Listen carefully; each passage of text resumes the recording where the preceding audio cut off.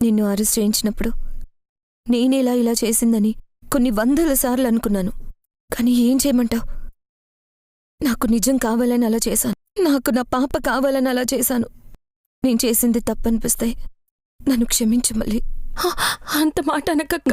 నీ స్థానంలో ఎవరున్నా అలాగే చేసుండేవారు. మళ్ళీ నా బిడ్డకి ఆనంది అని మంచి పేరు పెట్టావు.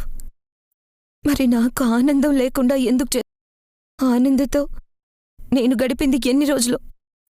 నిండా 4 రోజులు కూడా కాలేదు. ఇంతలోనే నాకు నా బిడ్డకి ఈ ఎడబాటేంటి? ఇది దేవుడు రాసిన రాత అనుకోమంటావా? నా చెల్లెలు రాసిన రాత అనుకోమంటావా? అక్క, నువ్వెన్నిసార్లు అడిగినా నేను చెప్పేది ఒక్కటే. నేనెప్పుడు నీ సెడని కోరుకోను. అనాథాశ్రమం వాళ్ళకి నా దగ్గర పాప లేదని తెలిసిందంటే జీవితంలో నాకు మరో పాపని ఇవ్వరు. అలాగే నా మీద కంప్లైంట్ ఇచ్చి నన్ను అరెస్ట్ చేస్తారు.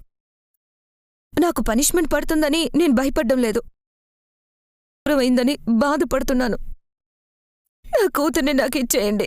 నీ కాళ్ళు పట్టుకుని అడుగుతున్నాను.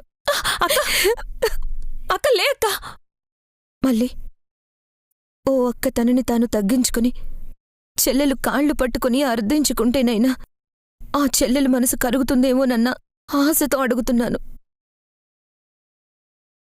నా బిడ్డ కోసం నేనెంతకు దిగజారడానికైనా సిద్ధంగా ఉన్నాను. మళ్ళీ నీ కాళ్లే కాదు, గౌతమ్ కాళ్ళు, కౌసల్యత్త కాళ్ళు పట్టుకోమన్నా పట్టుకుంటాను.